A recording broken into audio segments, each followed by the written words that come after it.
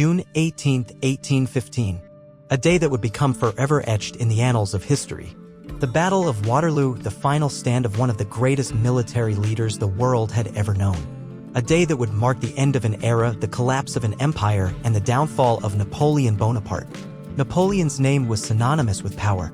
His empire stretched across much of Europe, and for over a decade, his ambitions seemed unstoppable.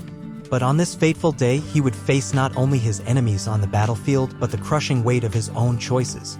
This was not just a battle for victory, it was a battle for his legacy, for his place in history, and for the future of Europe itself. The rise of Napoleon and the lead-up to Waterloo. Born on the island of Corsica, Napoleon Bonaparte rose from humble beginnings to become Emperor of the French, one of the most powerful and feared leaders in the world. With military genius and unwavering ambition, he reshaped Europe, defeating coalitions of nations one after the other. His empire stretched from Spain to Russia, and for a time, it seemed that nothing could stop him. Napoleon's reign was marked by brilliance on the battlefield. His strategies were revolutionary, his charisma magnetic. He reformed entire nations, introduced the Napoleonic Code, and left a legacy that would change the course of history. But with every empire, there comes a tipping point. After a disastrous invasion of Russia in 1812, Napoleon's empire began to unravel. The once unbeatable French army was decimated, and his enemies saw an opportunity: the fall and return of Napoleon. In 1814, after years of constant warfare, Napoleon was forced to abdicate the throne and was exiled to the island of Elba. Europe thought the reign of Napoleon Bonaparte was over, but Napoleon was never one to accept defeat. Just a year later, Napoleon escaped from Elba and returned to France in what would become known as the 100 Days, a brief but dramatic resurgence of his power. He regained the throne, reassembled an army, and set his sights on reclaiming his empire.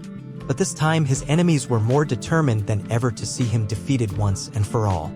The Battle of Waterloo begins. By June 1815, Napoleon found himself facing a coalition of the greatest military powers of Europe: the British, led by the Duke of Wellington, and the Prussians, commanded by Gebhard Leberecht von Blücher. Their forces were positioned in an unyielding stance, preparing for the final confrontation. Napoleon knew that this battle would decide his fate. Win, and he would restore his empire.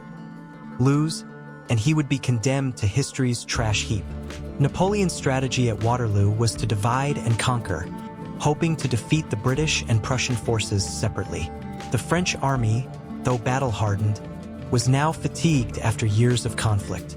But Napoleon, the master tactician, believed his genius could overcome these odds. Little did he know, the elements of fate were not in his favor. The first assault and the challenges of Waterloo. As the battle began, Napoleon launched an attack against the Duke of Wellington's British forces. The French cavalry charged, the sound of hooves pounding the earth shaking the battlefield. For a brief moment, it seemed that the French might push through. But the British troops, well entrenched in their positions, held strong. Their lines, anchored by the famous British infantry squares, proved formidable.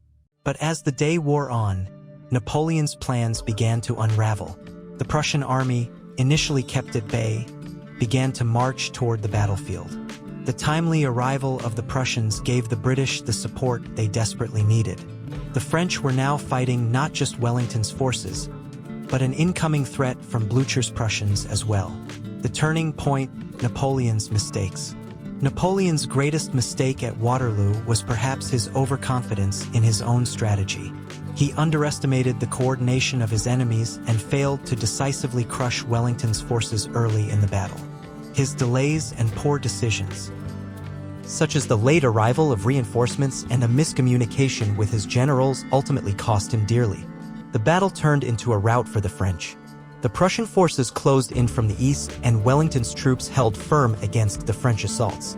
Napoleon's once victorious army was in disarray, with many soldiers fleeing the battlefield in panic. It was clear that the end was near. Napoleon's surrender and aftermath. As the day drew to a close, Napoleon realized that his dreams of restoring the empire were over.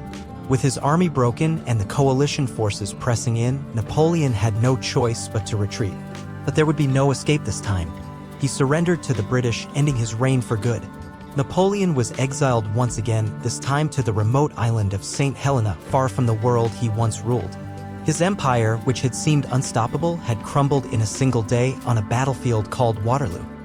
Legacy of the Battle of Waterloo. Waterloo would go on to become one of the most famous battles in history, not just for its military significance, but for its symbolic representation of the end of an era. Napoleon's fall marked the end of the Napoleonic Wars and the beginning of a new chapter in European history. The continent would soon enter a period of peace, but the scars of war would remain. Napoleon's legacy, however, was not easily erased. Though his empire fell, his influence endured.